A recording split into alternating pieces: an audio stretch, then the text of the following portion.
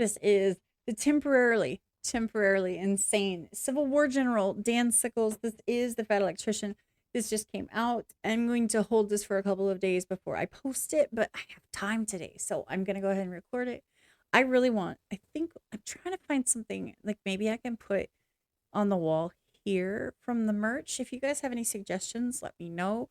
Like, you know, those 10, not something huge, but like, anyway, I really want to support the channels. That being said, let's go. You ready? You know, usually when I do a video on somebody, it's because they're, you know, a hero and they've done a lot of admirable things in life that you should probably look up to. And yeah, this isn't one of those times. Let's go.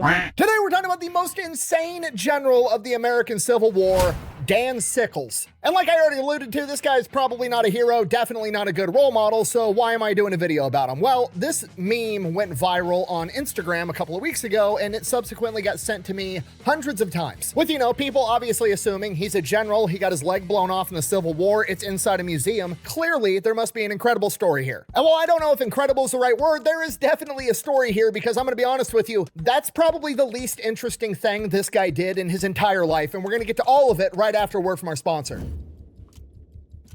I heard you found a new Latina. What are you talking about? Bring me the Latina. Delete me.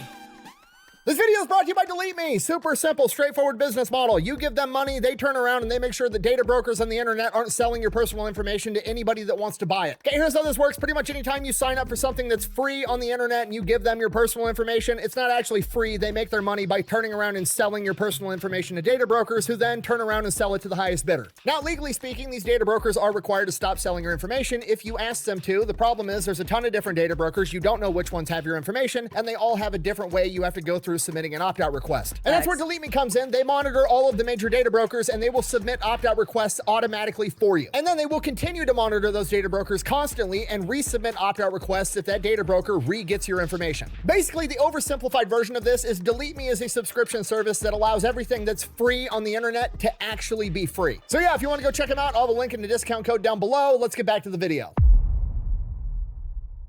Here we go. All right, from the top, Dan Sickles, born in 1819 in New York City. He was raised by his father, George Sickles, and his mother. His dad is a multi-millionaire real estate investor, which is equivalent to being worth hundreds of millions of dollars today. So obviously, he's got a pretty cushy childhood. As a child, he was extremely intelligent, but he was also very rebellious. Eventually, in his teens, he winds up getting sent off to boarding school because, you know, mom and dad are rich, they're busy, they're doing things, they can't be looking after the kids, so they send him off to boarding school. And once he gets there, the first time he goes to get reprimanded, he decides he's going to quit, leave, and run away from boarding school. So now his dad, George, has a problem. Obviously, he wants the heir to his empire to be a successful person. He wants him to, you know, go off to college, have a successful career, make a bunch of money, take over the family business one day. He's got to figure out what to do with his kid. Luckily, he's worth like hundreds of millions of dollars. The man has connections, and one of his connections is a guy by the name of Lorenzo DuPonte, who is a college professor at Columbia University. He's also like 90 years old, so presumably dad is thinking in his head like, okay, my 16-year-old rebellious son doesn't want to go to boarding school even though I'm paying a ton of money for it. That's fine. I'm going to ship him off to go live with this 90-year-old man that's done nothing but read books his entire life, and this guy is going to tutor the shit out of him so he can get into college one day. It's the perfect punishment. So that's what happens. Dan Sickles gets sent off and he goes to live with Lorenzo. Now, what dad probably doesn't know is that while Lorenzo is a 90-year-old college professor now, he wasn't always that guy. You see, Lorenzo initially was a Catholic priest in Venice when he was a young man. Now, obviously, if you don't know, being a Catholic priest is supposed to be a lifelong commitment, and he's no longer a Catholic priest, so something clearly happened, and that something is women, like a lot of them. You're a professor? Yeah, why? You looking for some extra credit? He got in trouble for having multiple mistresses. Then that ultimately led to him living inside of a brothel while he was a Catholic priest, where he would help to organize entertainment, and then would all come to a head with him getting banished from Venice for, and I quote, public concubinage, as well as Concubinage? We're just out here just making up words, aren't we? from Venice for, and I quote, public concubinage, as well as abducting respectable women. Now, just to be clear, abducting respectable women sounds really, really bad, but it doesn't mean what you think it means. It's just old-timey speak for he was successfully able to convince married women to sleep with him. Don't get me wrong, that's bad, but it's not like he was out there literally kidnapping women, is the point I'm trying to make. Regardless, the dude laid so much pipe, they had to kick him out of the country, at which point he moves to London. For years, he becomes a well-known playwright in London. He's rubbing elbows with a bunch of important people. He becomes friends with Beethoven, as well as really good friends with Casanova. You know, the guy that slept with so many women that his literal name became a synonym for a guy that sleeps with a lot of women. He's basically... By the way, I'm sorry to pause this in the middle of a sentence, but I was afraid he would change the picture. Ladies, really?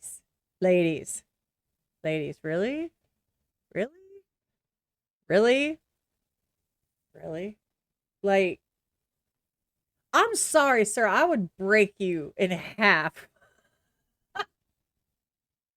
Let's be real here. Oh, honey, he's like a stick. He's like a very unattractive stick. He must have been packing or something. What? Okay, I'm sorry. I'm better. Whew. That his literal name became a synonym for a guy that sleeps with a lot of women. He's basically the Michael Jordan of picking up chicks. And Lorenzo is apparently his Dennis Rodman. What? So Lorenzo lives in London for years and years and years, and then he's like deeply, deeply in debt, and eventually he has to declare bankruptcy and flee to America. I declare bankruptcy!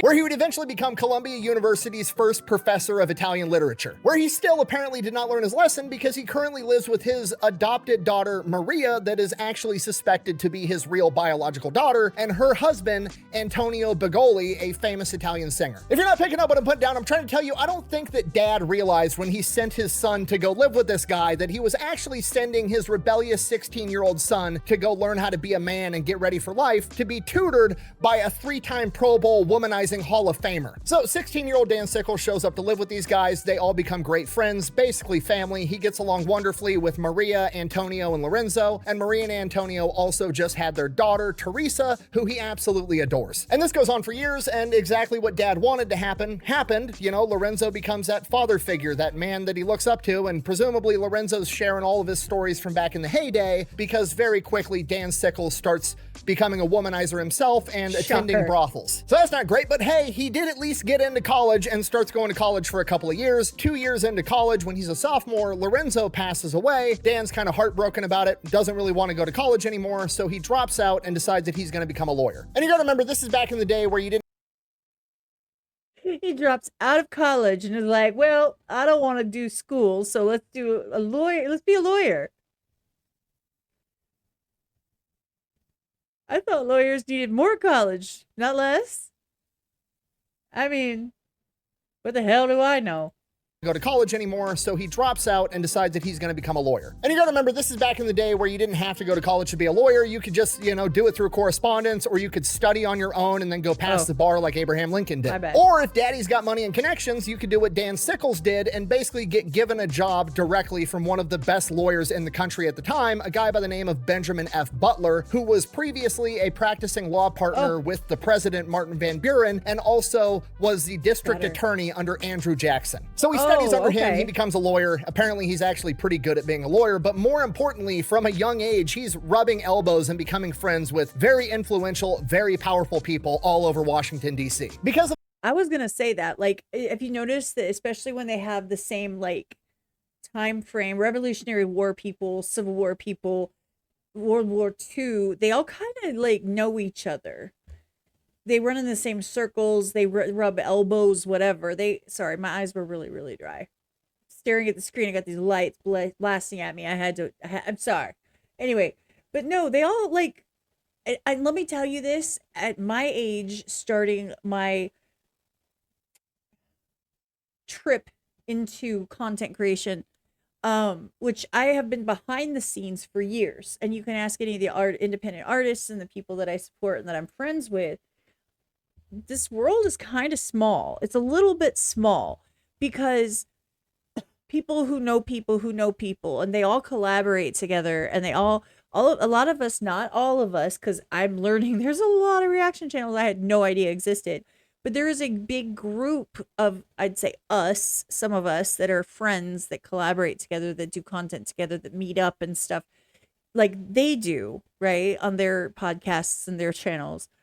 It becomes a smaller world. And then you get people that overlap because they watch the content, they have the same type of mindset, and then they meet other people through that. And so it's interesting how small the world can be. And so it's very clear when he's doing these stories of the interactions they have with each other, how small the world really is. And it's actually bigger now. And I still think it's small, you know? So anyway, just my little tirade about that.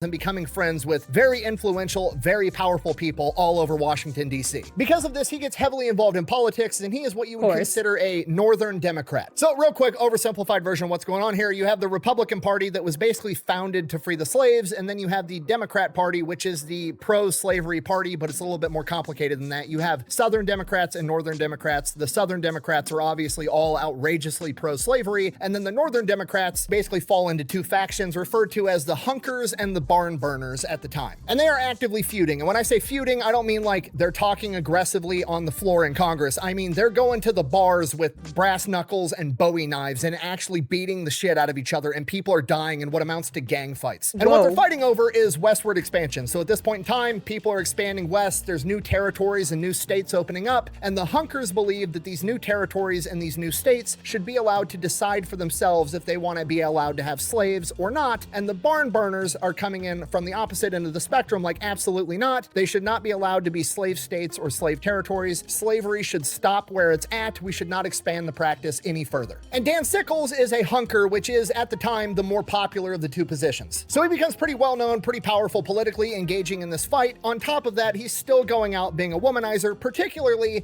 at brothels. But Dan Sickles has expensive tastes. He doesn't want any entry-level prostitutes. He wants the cream of the crop, so to speak. He's going.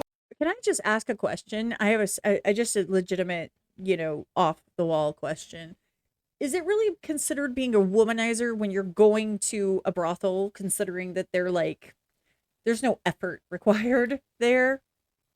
Like, you're paying for it. So I'm not sure if I would consider that being a womanizer. I think a womanizer would be more somebody who has to like actively go out and like pick up on women, and get them to agree to be with him or whatever.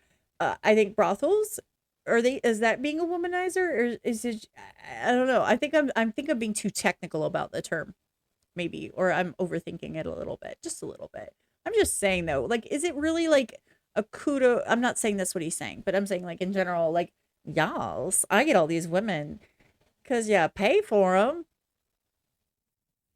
Like, I don't think it's the same as like Casanova, who was just like sowing his wild oats everywhere, and they were all like, "Oh, it's Casanova, his little skinny stick self." Taste. He doesn't want any entry-level prostitutes. He wants the cream of the crop, Of course, so to he speak. does. He's going to the fanciest, nicest brothels in town, and that's pretty expensive, so he agrees that he will write a political pamphlet in exchange for being paid up front $1,000, which is like $40,000 today. The pamphlet never gets finished, never gets distributed, and he allegedly pockets all the money. Sucker. Around the same time, he also gets accused of mortgage fraud, so now he's kind of this like sketchy character that's engaged in, borderline gang violence politically, and he's taking people's money and not fulfilling his end of the bargain. But presumably he needs that money because he has a favorite prostitute, and that favorite prostitute of his is very expensive because she is the head mistress at the wealthiest brothel in town, and he wants to pay for exclusivity. And her name is Fanny White, which sounds like a product description of what she's selling, but no, that's her literal name, Fanny White. Okay, I'm living in a simulation. There's no other explanation. That is a colonial era stripper name if I have ever heard one. Like, ladies and gentlemen, now coming to the stage, Booty White. Okay, jokes aside, she had to be like a perfect 10, right? I mean, Dan Sickles is the heir to like $100 million, very powerful politically, and he's paying for exclusivity. She had to be a total dime piece. Luckily, I found a picture.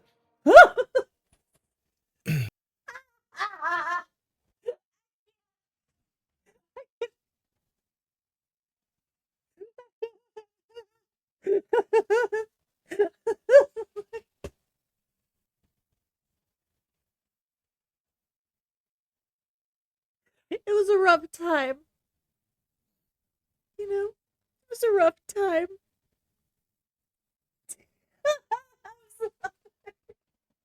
It's like seeing a picture of Casanova. It's like, what? Oh, the look on his face is killing me. Okay, hold on.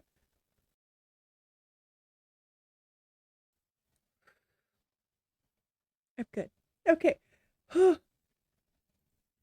Dime piece. Luckily, I found a picture. I can't. I wonder what the criteria is to become the head prostitute at a brothel. She doesn't look like she enjoys her job. My sister's been through a lot.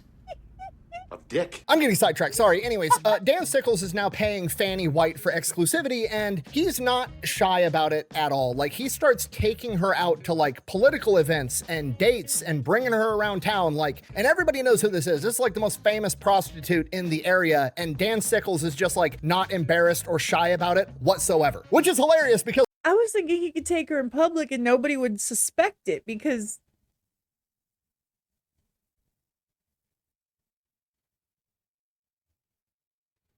I was wrong.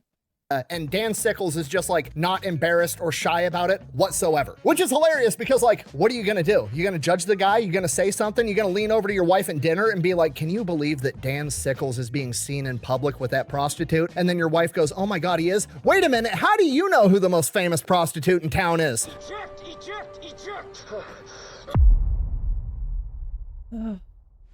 Okay, Dan Sickles is just a menace to society at this point, so naturally he takes the next logical step. He runs for political office and actually gets elected to the New York Assembly. That's in 1847. That same year, he gets censured from the New York State Assembly for bringing Fanny White into the actual assembly chambers. After that, he goes back to being a lawyer, as well as buying Fanny White a house, which she turns into one of the most successful brothels in town. Interestingly enough, one of the names on the tax filings for this brothel house in 1851 was the name Antonio Bagoli, Lorenzo's son-in-law, so he's apparently back in town and doing business with Dan Sickles. So now, presumably at this point, Dan's got his brothel going on, he's got his law practice going on, and then his, like, adoptive family is hanging out with him again, Antonio, his wife Maria, and their now 10-year-old daughter, Teresa. And this goes on for, like, the next 5 years, and then in 1852, Dan Sickles decides that he is going to propose to the then 15 or 16-year-old Teresa Bagoli. I knew it. I freaking knew it. He kept bringing up her name, and I'm like,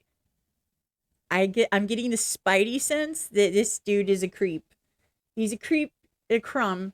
And let's be honest here. Back then, it wasn't as completely insane to do this. I'm just saying sociologically, it just, however, ew.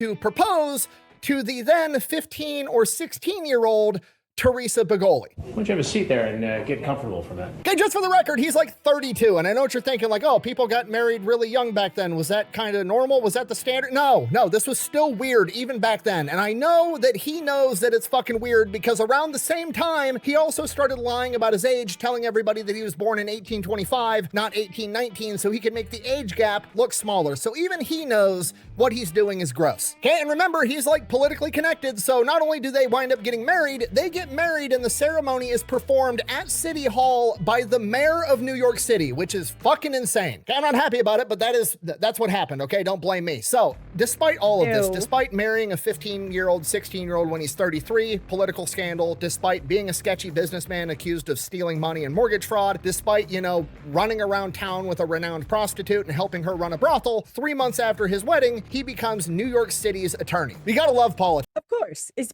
I was about to say that. He's a politician. Yeah, so basically he's a politician. Yeah, got it. Nailed it. Her run a brothel. 3 months after his wedding, he becomes New York City's attorney. You gotta love politics. You want a criminal lawyer. Know what I'm saying? Shortly after that, Teresa gets pregnant. Brother, So now Dan Sickles is going to be a dad. He's going to have a kid. And what do kids need? Kids need a park. And you know what New York City doesn't really have? A nice big park. So Dan Sickles sets out to make it happen. I'm not going to get into everything he did politically, but basically the man goes on a political crusade and he is instrumental in helping push the legislation that would go on to create Central Park in New York City. Okay, I know what you're thinking. Central Park, that's a good thing, right? Maybe this is the point in the story where Dan Sickles turns his life around. He starts doing a bunch of good things. I mean, we'll see, because shortly after this, he gets appointed to be the delegate for London by the President of the United States, and he's going to have to move over to London and represent the United States of America. Lord. He then proceeds to go home and tell his young wife, Teresa, that he has to go to London for a couple of years, and she's going to remain here and look after the house. She's heartbroken. She wants to go with him, but ultimately she decides her husband knows what's best. He then goes to the brothel and tells Fanny White, pack your shit, we're going to London. Oh, shit. Oh, snap. From here, Dan Sickles parades Fanny White around London, taking her to political balls and operas and theaters and all kinds of stuff, allegedly at one point even introducing her to the Queen of England. And it all works out fine because the British don't know who she is and everybody back home is still stuck in the same situation of, oh my God, he introduced a prostitute to the Queen of England.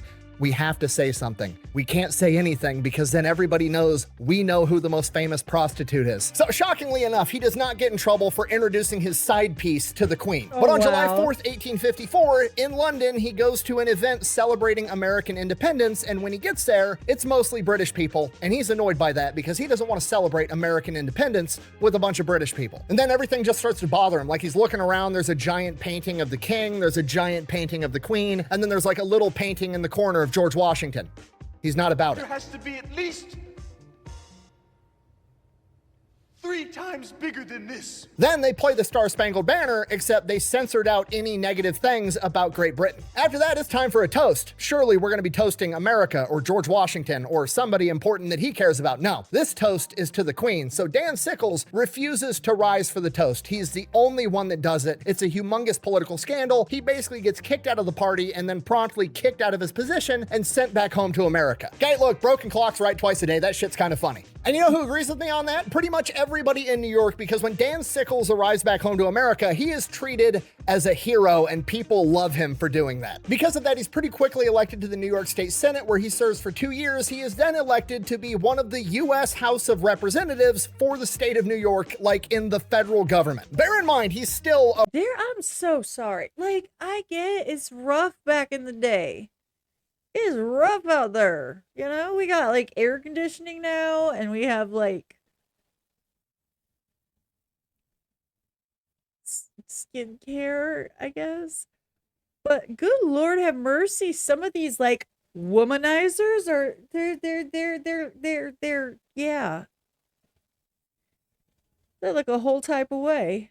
And those mustaches, man, I'm not a fan of the mustache. Like, no. Especially just a mustache. To me, that's...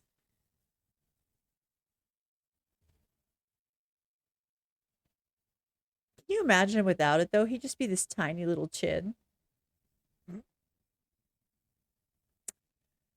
And he's like 30 here? 35 here? Look a little older, sir. Okay. I'm judging, yes, because he just seems like kind of an asshat, so I'm judging. Representatives for the state of New York, like in the federal government. Bear in mind, he's still a rabid womanizer, sleeping with prostitutes, sleeping with women, still has a relationship with Fanny White. Gets elected anyways. Politics never changes, apparently. So now he's got to get a place down in Washington, D.C. He buys a house that is like literally across the street from the White House, moves his wife Teresa down there. He's down there half the year, and during that time, Fanny White gets lonely, so she finds a wealthier older man by the name of Jake Leroy. Unfortunately for her, Jake Leroy has a venereal disease that he subsequently gives to her and ruins her career. I can't do nothing else but play football. Hey, don't worry about that. Don't worry about I can't be doing nothing else. Be all right. While he's down in Washington, D.C., one of the first things he does is he helps President James Buchanan get elected, so he is now homies with the president. From here, he's just doing whatever, you know, politicians do in Washington, D.C. I don't know if they had insider trading back then, but he was still going around cheating on his wife constantly. And by this point in time, young Teresa is very aware of what's going on. It breaks her heart, and allegedly from like the writings and, you know, letters that I've seen, she basically like asks him like, what do these women have that I don't have? Like, it's honestly, it's really sad to read. She's clearly in love with this man and heartbroken that he keeps choosing other women besides her. And also from everything, I mean, she grew up with him. She grew up with him. So like,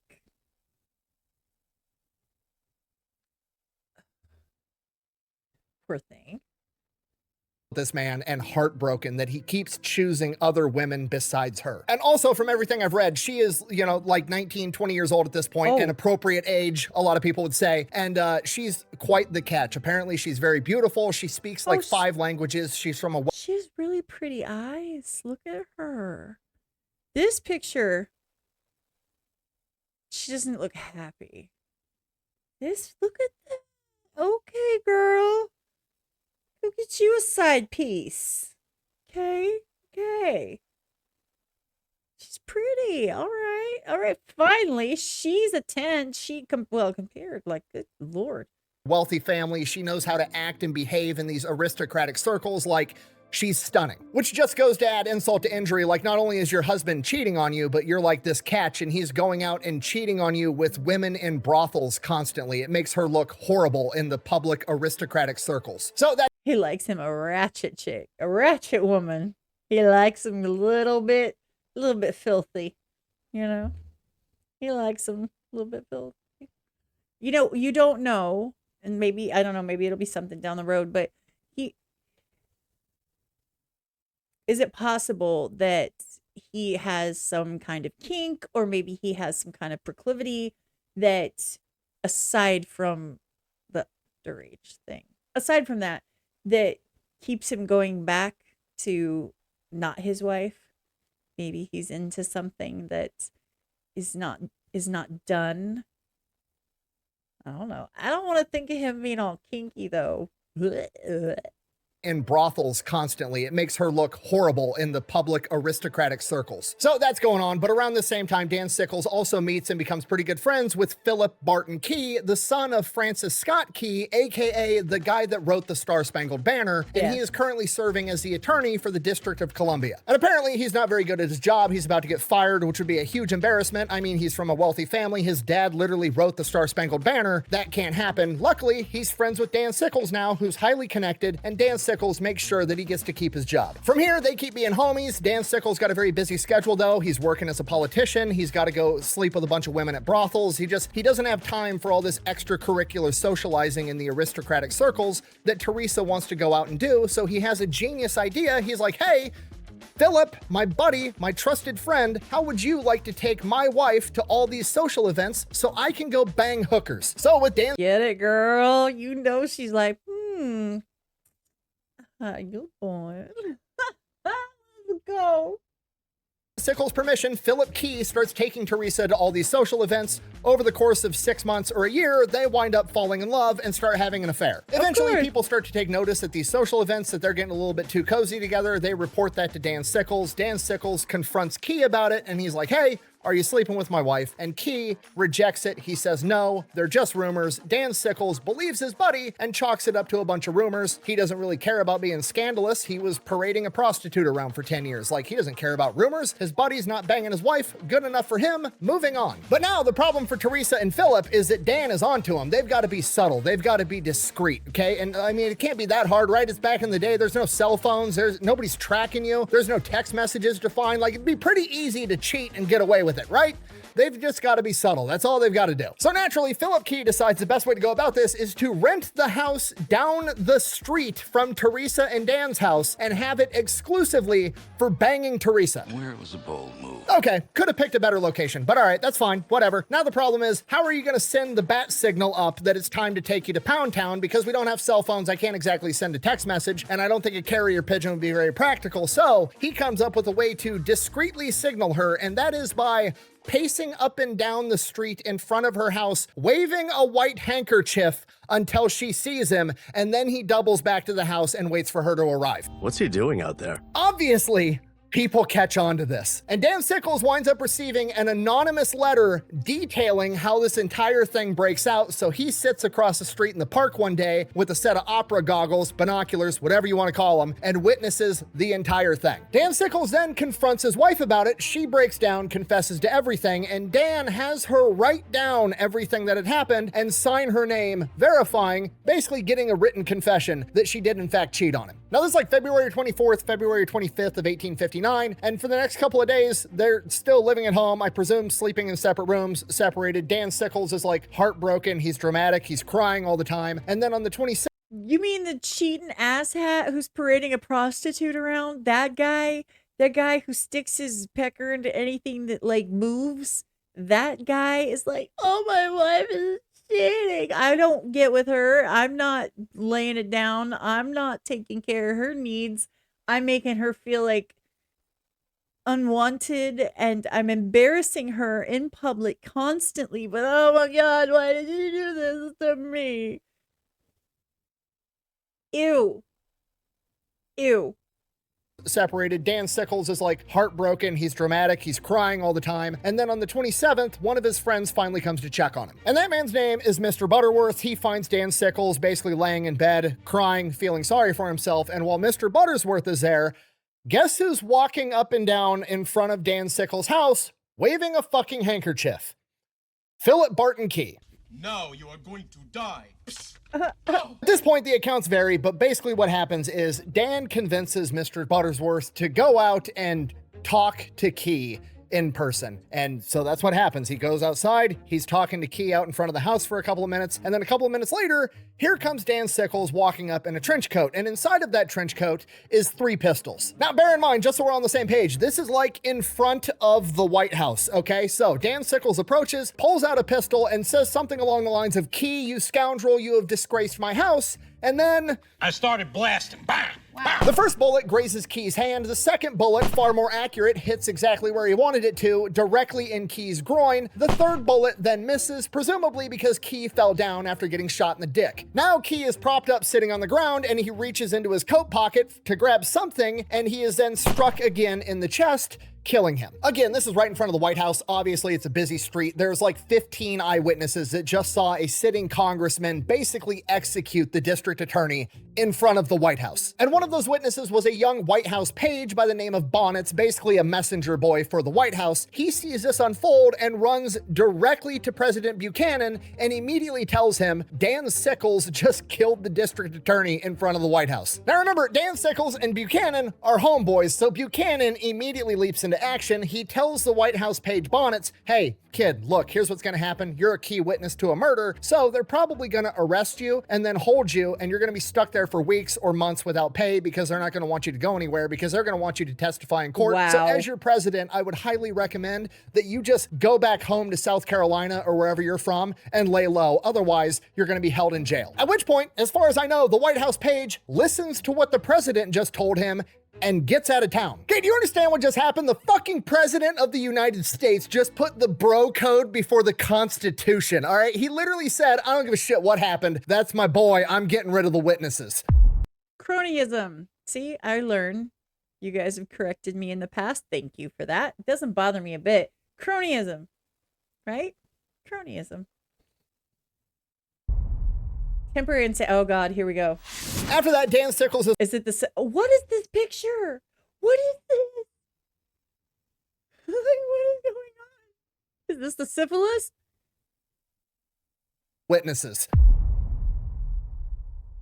I'm scared. After that, Dan Sickles is arrested pretty much immediately because obviously, and they set the court case up, and the court case is not looking good. Prior to the event unfolding, he had his wife sign a written confession, which looks like he's gathering evidence for his defense prior to it happening, which looks like it's premeditated. He started the confrontation, so self-defense is pretty much out. He also had 3 guns on him at the time when he started the altercation, again leaning towards premeditated. He got his friend to either knowingly or unknowingly help him, Mr. Butterworth, worth by distracting him. And again, whether it was intentional or not, he did shoot him in the groin, and he did it for sleeping with his wife, which kind of leans towards he did that shit on purpose, and it was also premeditated. So for 99.9% of people, this would be an open shut case, and he would be walking towards the gallows in about a week. But Dan Sickles is mobbed up. He's connected with the local politicians. He's homeboys with the president, and they get him the best legal team in the country. On this legal team is a lawyer by the name of James T. Brady, who is pretty much the foremost leading legal scholar on pleas of insanity. He's already won multiple murder trials by pleading insanity. The problem is Dan Sickles is a sitting congressman, and if he pleads insanity and it's successful, he's still going to be an insane person, which would make him unfit for office, and then the Democrats would lose a seat, and they can't have that. Now, they're still going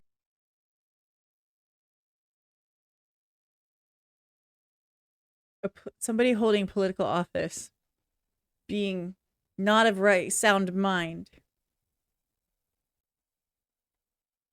I don't know. It smells familiar, except that the more recent one was actually someone who was not of sound mind.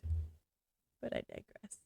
Make him unfit for office, and then the Democrats would lose a seat, and they can't have that. Now, they're still going to plead insanity because it's the only chance they have, but they're going to plead that it was temporary insanity, just a little whoopsie-daisy. He wasn't feeling himself that day. And yes, this is the first time in human history that temporary insanity is used as a legal defense, and this is where it comes from. And to add even more fuel to the fire, James Buchanan is not done supporting his boy. He is involved in some capacity. I'm gonna be honest with you and up front, I don't know exactly what. The accounts of what exactly he did vary, but basically the claims are he was writing Dan Sickles letters while he was in jail. He visited Dan Sickles while he was in jail, and one of them even claims he showed up in the courtroom in front of the jury and shook Dan Sickles' hand. And regardless of if only one of those things happened or all of those things happened, everybody knows that the president is backing Dan Sickles in this legal battle, which leads to a lot of people at the time assuming that because this was in Washington, D.C. on federal property, even if Dan Sickles is convicted of murder, his homeboy, the president, is just gonna pardon him no matter what. Okay, now thought experiment. You're on the jury. At this point, you know all of this, and you have pretty much two options. Option A, you let the corrupt, guilty politician walk, and then you go home, and everything moves on in life. Option B, you declare him guilty, and then there's a good chance he's still gonna walk anyways, and then you have a target on your back by the president of the United States and a bunch of corrupt politicians. Which one are you gonna pick? Okay, I'd like a B. So obviously, Dan Sickles is declared innocent by plea of temporary insanity, set free to go, and allowed to keep his seat in Congress, officially creating the case law and legal precedent for the plea of temporary insanity for every other court case literally ever. I mean, who would have ever guessed that pleading temporary insanity was actually a legal device that was manufactured by corrupt politicians to allow them to not have to face the consequences of their own actions? Who would have thought? Not me. Buh! He shot the guy that was sleeping with his wife. I think that's kind of based. Buh. Okay, stop. No, if he was a good moral man that was faithful to his wife and then he murdered the guy that his wife was having an affair with, maybe I would have some more sympathy, but that's not what happened. This dude was a serial cheater for a decade that was parading around town with prostitutes, introducing them to the Queen of England, and the millisecond that he got a taste of his own medicine, he started murdering people. And then to escape the consequences of his own actions, he creates what is probably the most abused and controversial legal precedent of all time, temporary insanity. Wow. So after the trial, Dan Sickles ends up reconciling with his wife Teresa, and they wind up getting back together. You freaking idiot. Stop it. What is wrong with you? Okay, so I get the date and time. Like, at that time, if you were widowed or divorced, you were basically destitute. Like, you couldn't really... There's nowhere to go. Why didn't she go to her parents, though? Her parents were apparently affluent, but they were buddies with her husband, you know, who was this politician guy, and they're not going to cross him because, you know, fuck family. We got politicians, right? Ew.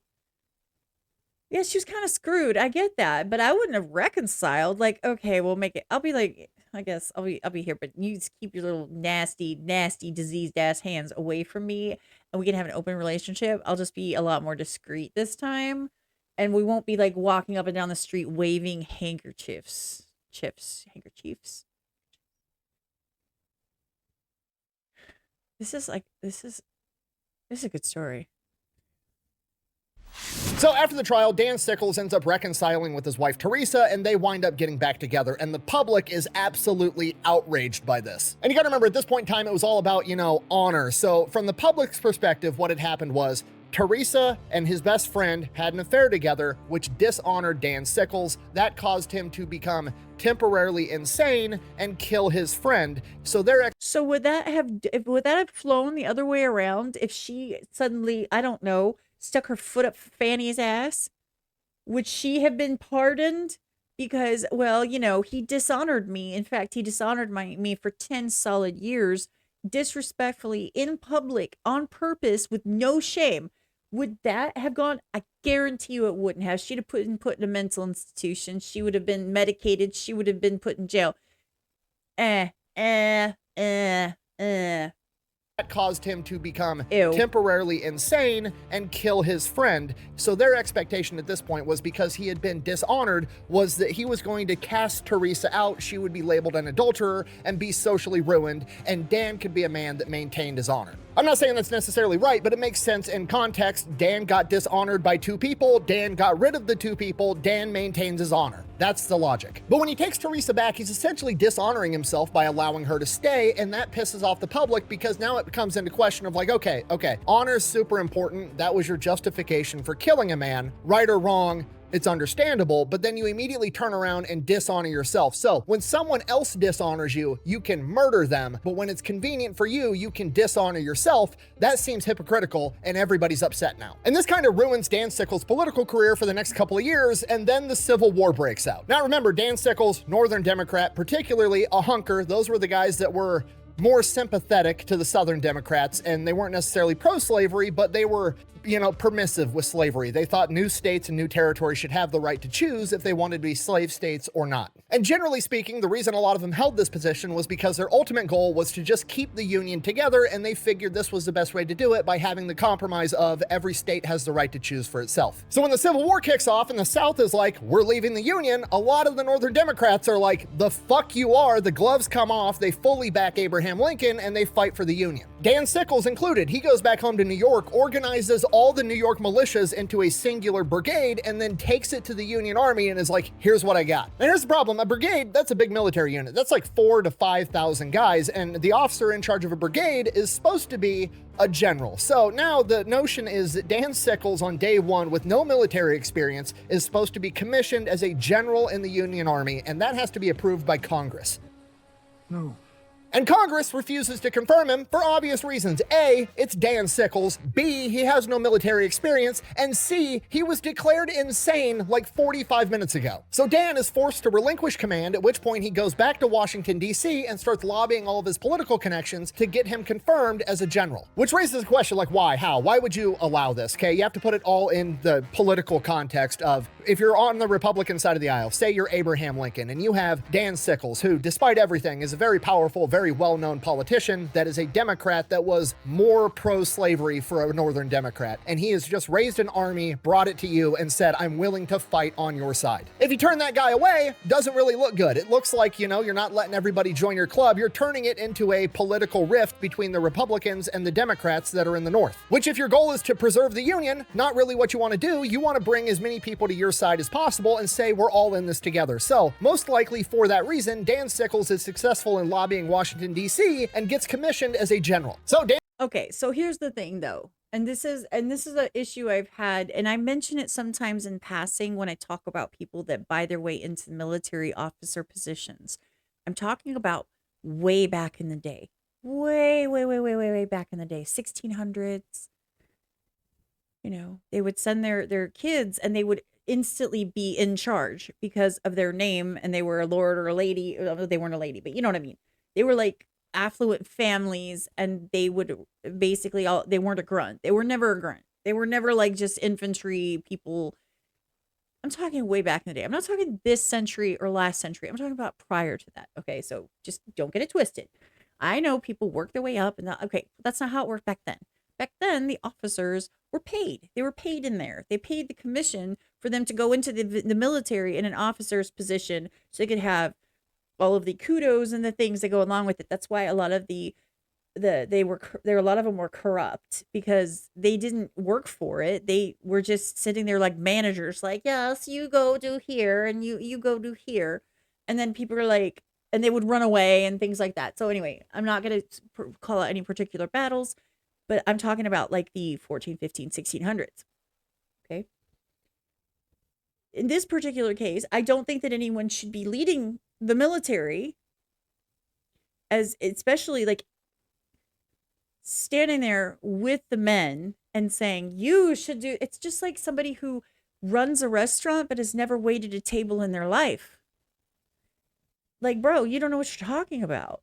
And I think that this is such a prestigious position that I don't think that it's okay. I think that it's not right. Now, I will tell you, and you get all mad as you want, I think that the leader of our country should have military experience. That's 100% feel that way. I feel like they should have been in the military. They're the leader of our military, ultimately. They're the commander-in-chief. Of course they should have military experience. Do I think that that's a point of contention for me? Of course. You know what I mean?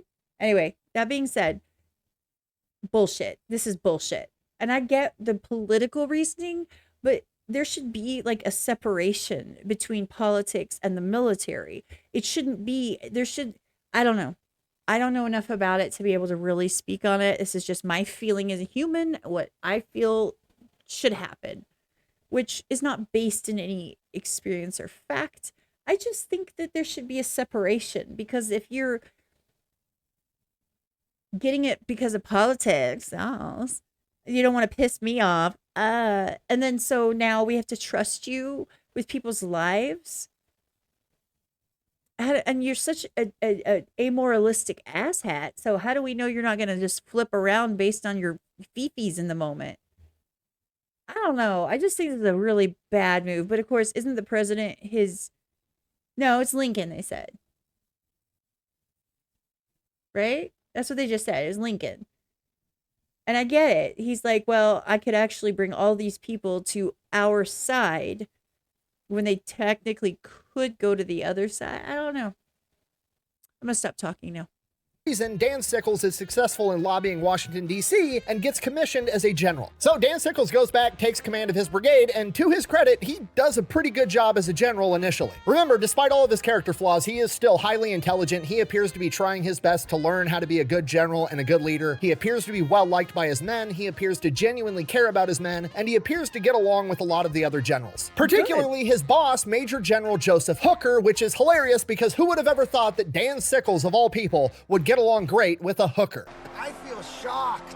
Under the command of General Hooker, Dan Sickles and his brigade, the Excelsior Brigade, rack up a pretty serious combat record. They fight at Seven Pines, they fight in the 7 Days battles, they fight at Oak Grove, all of which Dan Hooker and his brigade perform well. And when they're not fighting, Hooker and Sickles are partying together, they're drinking, they're sleeping with women. Allegedly during this period of time, according to a letter that is in the National Archives, Dan Sickles fathered a child with one of these women that he slept with in one of these towns that their army unit was in. So while he may be a good general during the daytime hours, he's still Dan Sickles at night. But hey, we're in a war. We're judging people on how they perform on the battlefield, not who they play hide the stick with at night. So for that reason, Dan Sickles is promoted to a division commander. Shortly after that, General Hooker gets promoted to the commander of the Army of the Potomac, at which point he pretty much gives Dan Sickles another promotion to Corps Commander. Now again, this is a big deal because this would make Dan Sickles the only Corps Commander that didn't go to West Point, but it gets signed off on by Abraham Lincoln himself, and Dan Sickles becomes a Corps Commander. So now Dan is in charge of like 14,000 guys, and the next big battle they fight in is the Battle of Chancellorsville. Real quick, oversimplified version of what's happening. Basically, the Union should win this pretty much immediately. They have General Lee outnumbered 2-1, and Hooker has geniusly outflanked him and got him in this massive pincher movement. All he needs to do is send the troops in and crush him. The problem is, early on in this battle, General Hooker got blown up by some artillery or something, and he now has a head injury. He probably has a concussion, and he refuses to send the order to go in and take out Lee. And this affords General Lee to basically set up a blocking position on one side for one of his flanks while sending the main body of his force out to the other flank and outflank Hooker's flank. And inside of that flank, is Sickles' Corps. Now, while all this is happening, Lee has set up the blocking position. He is secretly, under the cover of night, moving his main force over, and then he's going to send the flank around. Dan is at this place called Hazel Grove. It's a good open field to have a battle in that favors him. And Dan receives intel that there's Confederates moving out and around his position, and he assumes that they're retreating. So he requests permission to go out and attack them while they're retreating. They're not actually retreating. They're secretly moving around to outflank him, but he doesn't know that yet. But he gets denied. They tell him to hold his ground. And Dan, shockingly, decides to be a good soldier and follow orders, so he holds his ground. He then receives orders to fall back from his position to the Chancellor House at this crossroads right over here. Again, he doesn't want to do this. He thinks that's a bad idea,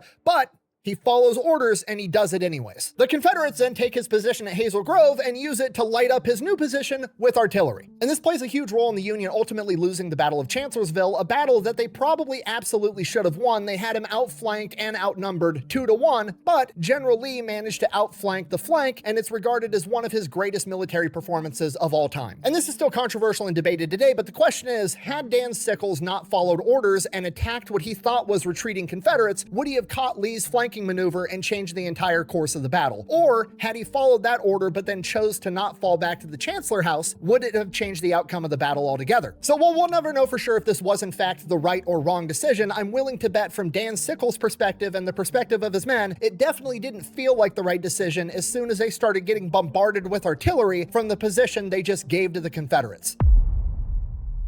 Oh, okay, here we go. After the Battle of Chancellorsville, General Hooker gets relieved of command. He gets replaced by General Meade. Now, General Meade is like the polar opposite of Dan Sickles and Joseph Hooker in his personal life. He's like a very religious guy, very squared away, not drinking, not partying, not cheating on his wife, just hardcore West Point military man. So obviously Dan and this guy don't really get along, which may or may not play a factor in the upcoming Battle of Gettysburg. Again, we're not going to go over the entire Battle of Gettysburg. We would be here for like 6 hours if we did that. Basically, here is the Union line. This is where everybody is supposed to be. Dan Sickles is down here right at the very bottom where it says the word cemetery. That's where Dan Sickles is supposed to be. And while Dan is there with his corps, he's looking around like, I don't think this is a good position. I think we're vulnerable to enemy artillery. We would be better off if we advanced forward into that peach orchard, which would make the Union line look like this. He would be just out there floating in the wind by himself. But Dan thinks that's what's going to be best, so he asks for some correspondence, some clarification on where he's supposed to be at. He basically gets told, I don't really care how you organize your troops, just stay in the Union line.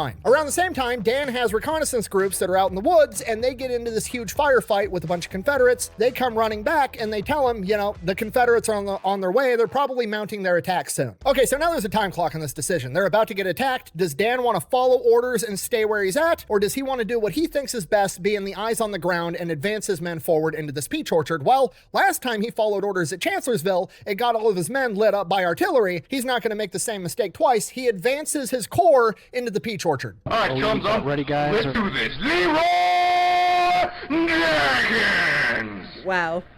Oh my god, he just ran in. Once that's done, Dude, so by the way, shout out to all y'all who confirmed that I was not wrong. I thought I was second guessing myself, and I was like, that looks like old school WoW, because I played old school WoW, right? And I'm like, those names look super familiar. Yeah, so I wasn't wrong. Yay. Thank you for confirming. You know how good I felt when I was like, I recognize that. Jenkins!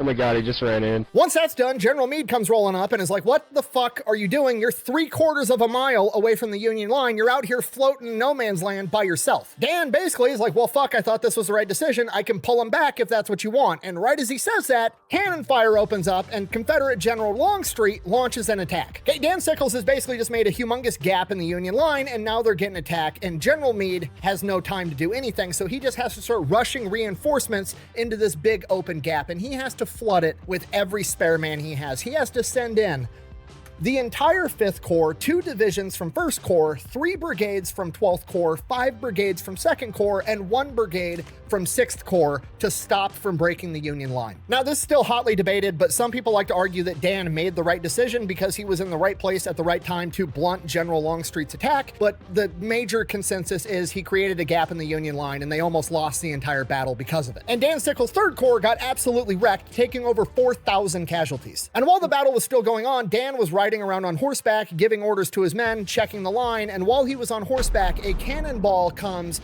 and hits him in the thigh, missing his horse entirely, and he somehow manages to stay on the horse. Now, according to Dan, after the fact, he actually wrote that he didn't even realize he had been hit until he felt his leg was wet. Then he examined it, seeing that it was covered in blood, and then said, and I quote, "I noticed my leg wasn't performing its usual functions." So now Dan Sickles gets off this horse, he gets put on a stretcher, he's getting carried off the battlefield, and according to the eyewitness accounts, he's got his hat over his face, and all the men are like, oh my God, General Sickles has died. And then as they're watching their general, their leader, the guy that they do in fact like and has led them into this battle, getting pulled off dead, he sits up on the cot, pulls his hat off of his face, and has one of his privates light his cigar and starts smoking as they carry him off. Okay, right or wrong, the man's got style. From here he goes, he gets his leg amputated a third of the way up the thigh, and then orders the private to place his severed leg into a cask of whiskey so he can keep it. He then donates it to a museum where it's still on display today. Which, fun fact, in the movie Lincoln, you can actually see it in the movie on display, except the leg isn't even decomposed yet and it still has his foot attached. Also worth noting, once his leg was on display, the first time he goes to see it, this was like the grand finale of the tour. The entire tour, he's just like pestering the tour guide, like, yeah, cool.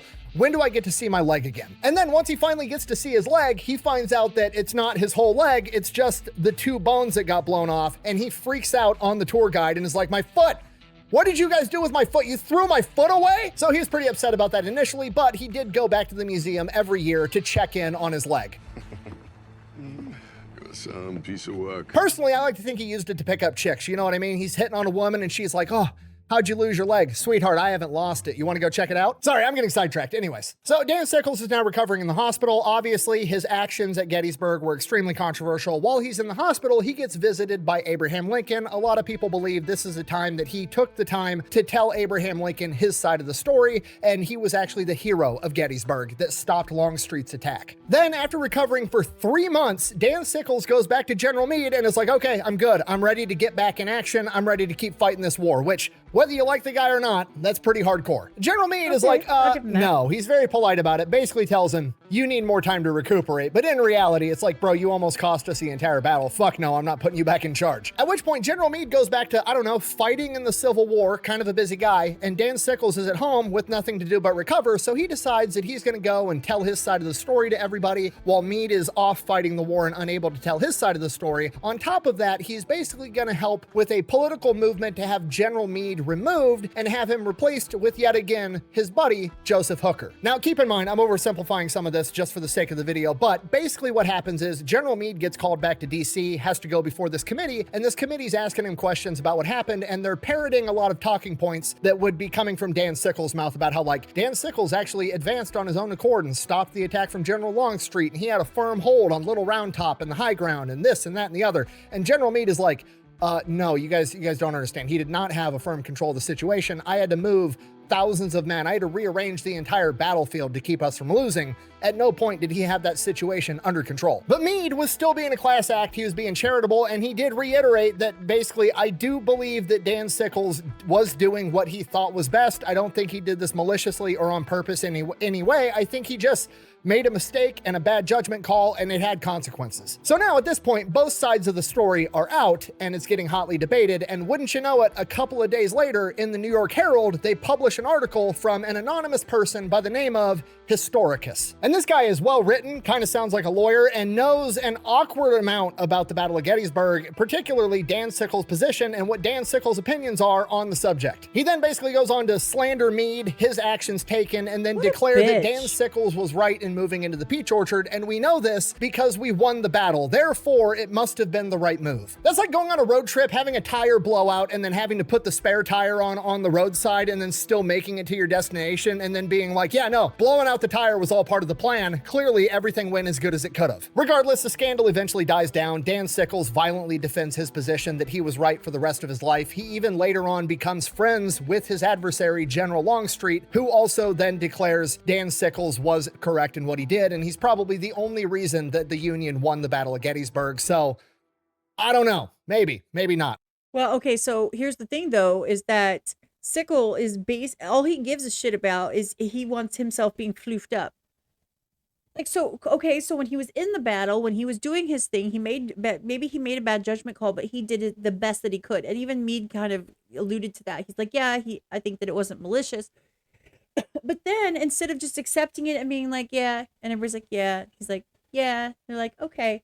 He's like, but I must come out as smelling like roses. I'm going to slander. And he's like, he just can't handle. He can't handle not being the main character. He can't handle anyone thinking he did something wrong. You know, not like he's not done crazy, stupid, crappy, immoral, wrong shit for decades. Screwing over his wife, screwing other people, marrying a 15-year-old, lying about his age, like brothel stuff, queen stuff. Like, he's just been like, I don't know, it feels like a pinball that doesn't have any borders on it. Or maybe he's just bouncing around, knocking into shit. That's kind of how it feels. But all he cares about is, I must look correct. No, dude, they already said you were temporarily insane, remember? And you agreed with it. I don't know. His personality is just so self-important. It's like, you know, all the good stuff that you did in the battle, your men loved you and you were right there with them and stuff. I respect that. But then you go and you shit on it by like writing a hit piece. Like, God, let it be. Just let it be. Reason that the Union won the Battle of Gettysburg. So I don't know. Maybe not. I'll let you guys decide. Oh, he's going back to boinking again. So Dan winds up making a full recovery, at which point he decides he's going to stay in the military. He's just not allowed to have a combat role anymore. So for the rest of the Civil War, he performs different administrative roles at the rank of a general. After the Civil War, he's pretty much immediately sent on a covert diplomatic mission down to South America to reaffirm a treaty they have with Colombia, which he does successfully. After that, he returns back home to America, at which point, still serving in the military, he serves as the commander of the Department of South Carolina, the Department of the Carolinas, and the Department of the South. Basically, oversimplified version of what that means is after the Civil War, they couldn't just flip a switch and then the government that was functioning prior to the Civil War was just going to start functioning how it was supposed to all over again. So the army had to go down south and kind of run stuff for a while. So by Dan being in command of those departments, he was basically the military governor of that area, so to speak. Teresa, his wife, winds up passing away from tuberculosis in 1867. Shortly after that, he leaves the U.S. military, where he takes the job as the U.S. minister to Spain, and he moves off across the ocean. And Dan Sickles, despite being one leg down and 50 years old at this point, is still Devil Dan because he finds himself a new wife over in Spain pretty much immediately. And again, she's too young for him. Her name's Carmina, and I believe when they got married, she was 23 years old. And you know, 23 and 50, not great, but I will give the guy credit where credit's due. At least he's improving, and she was a fucking adult this time. They stay married. I mean, how all these people keep getting married? I see the craziest matchups. People on their 4th, 5th marriage. And I'm like, and they look like a box full of toes. I'm like, how? I don't have a boyfriend. Now, I'm not looking for one. Please understand that that's not the point. My point is like, I just see these people who are just falling in love and getting married again and again and again. And I'm just like, you just like walk into a room and like you, and she's like, yeah. Is it the title? Is she hoping that he'll like die and leave her money? Like, or is she like in love with him? Is he got a great personality? I don't know. I'm curious. But I will give the guy credit where credit's due. At least he's improving, and she was a fucking adult this time. They stay married the entire time that he's living in Spain, but ultimately wind up separating because she doesn't want to move back home to America with him. We don't really know why. Maybe it's because she just didn't want to leave her home. Maybe it's because allegedly Dan Sickles was also porking Queen Isabella II. Okay, I mean, granted, like, you know, but she's still the queen. Like, whether he's taking one for the team to advance the political football or he's just doing it for the love of the game, he's a 50-year-old man with one leg. This is impressive. We got to study this guy's game at all costs. Thank you. You're going to need details. Copious details. I told you the leg in the museum was the least interesting thing this guy's done. Anyways, he goes back home to America. He gets appointed to the New York Monument Commission, at which point he actually does a lot of good. He gets a lot of monuments put up. He's actually instrumental in making sure that Gettysburg gets turned into Gettysburg National Park and is preserved forever. And just to be clear, that wasn't like a quick thing. He was the chairman of the New York Monuments Commission for like 20 plus years. During these decades, he actually does serve as a U.S. congressman again, which is actually where he's able to push through the bill to galvanize Gettysburg National Park. And then shortly shortly after he leaves his seat as congressman, he also gets awarded the Medal of Honor for his actions taken at Gettysburg when he's like 74 years old, like 30 years after the fact. I'm sure he didn't pull any political favors to make that happen. No. From here, he continues to serve as the chairman of the New York Monuments Commission pretty much for the rest of his life until 1812, when he's 93 years old, he gets removed. Which raises a question, why was he removed as the chairman of the New York Monument Commission? Well, I'll give you multiple choice guesses. Option A, he was 93 years old and he was elderly and it was time to retire. Option B, Dan Sickles was still Devil Dan, hobbling around town banging hookers, and $28,000 went missing and nobody knows where it went. Now, to be completely intellectually honest and fair to Dan, we genuinely don't know what happened to the $28,000. Why don't we know? Because all the receipts and paperwork associated with how the funds were spent burned down in a mysterious fire that nobody knows who started it. That would be inconceivable. Shortly after that, Dan Sickles would pass away at the age of 94 years old. And that is the story of Devil Dan Sickles. Just to recap, introduced a prostitute to the Queen, shot the son of the guy who wrote the Star-Spangled Banner in front of the White House in broad daylight and got away with it by becoming the first person in world history to plead temporary insanity. Rebounds by becoming the first general in charge of an entire corps without having gone to West Point. Then proceeds to get his leg blown off in combat and have it immortalized in a museum display. Then basically becomes a military governor over several states. Then basically becomes a spy by going on covert diplomatic missions. Then he goes over to Spain where he bangs the Queen, plays a critical role in the creation of Gettysburg National Park and Central Park in New York City, then becomes a Medal of Honor recipient 30 years after the fact, then allegedly steals $28,000 to go bang a bunch of hookers when he has one leg at 93 years old and gets away with it because the man is allergic to consequences. It's incredible. I don't even know where to go from here. I guess that's the end of the video. Thanks for watching. Best way to support the channel is go buy some merch, maybe drink some Echelon. Links for both of those over at thefatelectrician.com. Quack bang out. I was doing this entire video was just me doing research, like how does this guy never have negative consequences ever? He gets away with everything. Real quick, technically I was supposed to tell you about this way earlier in the video, but I didn't want to interrupt the story. If you ever notice, I'm always wearing different watches in my videos. I collect them. I'm a huge watch nerd, and one of my favorite watches of all time is the Tudor Pelagos FXD GMT, and I partnered up with a company called Fan of Them, and we're going to be giving one away. If you want to check out how to have a chance at winning one, I'll pin a comment down below, and it's also available over at thefatelectrician.com. Thanks for watching.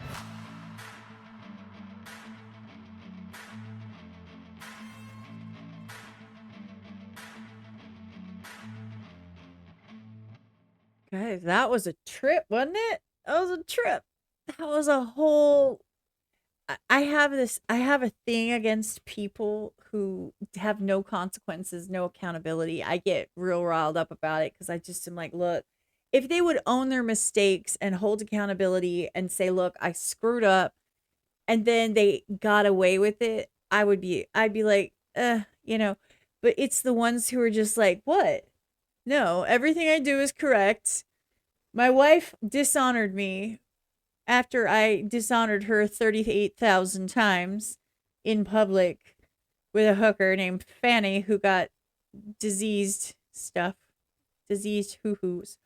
Anyway, her lady flaps were moldy. I don't know. I'm just saying. Like, was like sex a chore back then? I'm not saying husband and wife. I'm saying like usually they like want to be like yes, like at least turned on, and I just can't see it, but that's okay. There's people that look at me and can't see it. There's people that look at you and can't see it. There's people that look at some of the celebrities that are apparently gorgeous, and some of them I can't see it either. So it's just all a matter of, I guess, preference. But the zero consequences thing, it just rubs me the wrong way. This was super interesting. I'm really glad that he did this, and I had a lot of fun. I hope you had a lot of fun too. Thank you for being here. Thanks for hanging out with me, and make sure you go support his channel. As always, super awkward and unprofessional outro. I think I'm done recording for today because my eyes and my neck and my back all are like, no. Nope, no more. That being said, take care of yourselves and each other. Make sure that you remind people daily how much they mean to you. Don't ever let a day go by where you don't check in on your friends, okay? Check in on your friends and, smile at a random person when you're out and about. You just never know. You might change the trajectory of somebody's day. Kindness is free. Give it generously. That being said, I'm out. Let's go. I see you staring at me. You see that? All right, I'm out.